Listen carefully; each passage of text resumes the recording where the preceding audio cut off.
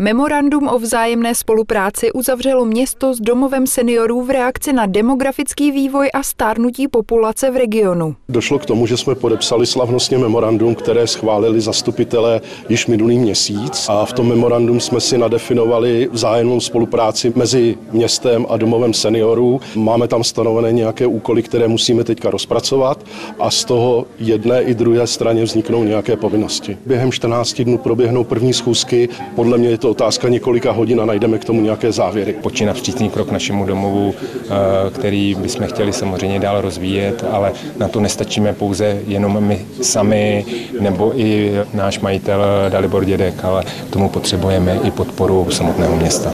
Spolupráce bude založena například na konzultaci, výměně informací, mediální podpoře a společných akcích. Prezentace našeho domova nebo úspěchu našeho domova na jejich stránkách, spolupráce se sociálními službami přímo, které Jablonec jako statutární město zřizuje, a dále samozřejmě jednáme i o nějaké možné finanční spolupráci. Kapacita domova je 110 lůžek a přestože se jedná o soukromý domov, je beznadějně obsazený. V nejbližší době ho čeká i modernizace. Před letní sezónou v roce 2025 by měl být klimatizovaný. Dále bude pracovat na bezbariérovosti zahrad a propojení této zóny s vedlejší základní školou. Nakonec se chystá také multifunkční přístavba, která by měla sloužit jako kavárna, kino, knihovna a nebo místo setkávání.